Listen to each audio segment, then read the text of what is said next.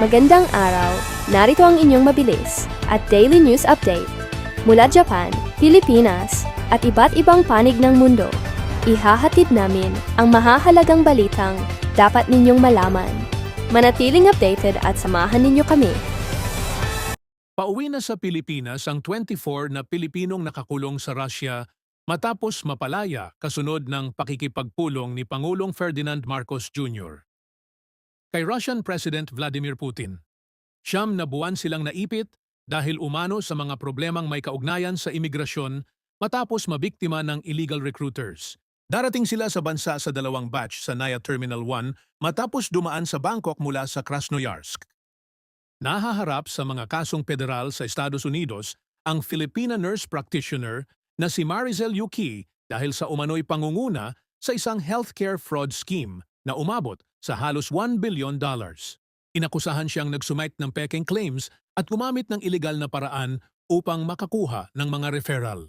Naglabas na ng arrest warrant ang korte sa Texas, ngunit nananatili siyang inosente hanggat hindi pa napapatunayang nagkasala. Nagbabala ang mga eksperto sa Japan tungkol sa tumataas na kaso ng stress at problema sa kalusugan ng isip ng mga empleyadong ipinapadala sa mga lugar na sinalanta ng kalamidad. Muling nabigyang pansin ang issue matapos kilalanin ng korte na may kaugnayan sa trabaho ang depresyon ng isang dating empleyado na tumulong sa Fukushima matapos ang 2011 disaster. Ilang lokal na pamahalaan na ang nagpapatupad ng counseling at iba pang hakbang upang mapangalagaan ang mental health ng kanilang mga kawani.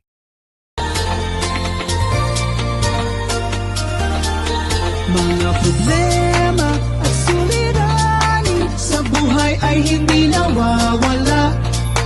Tanging kailangan ibay ng puso upang ikaw ay di maging kawawa. Mag-usap tayo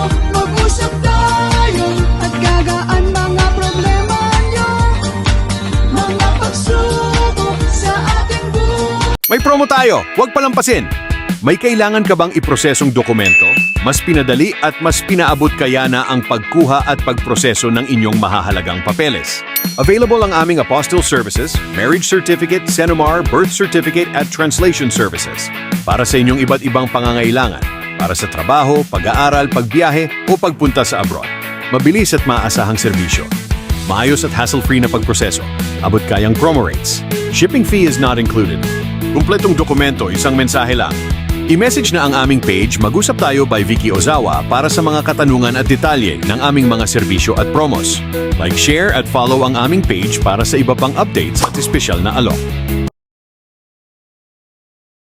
Looking for a delicious homemade snack? Try our very own Nutflix. Homemade Filipino garlic fried peanuts. Crispy, flavorful, and perfect for your everyday cravings while watching movies, studying, or relaxing at home.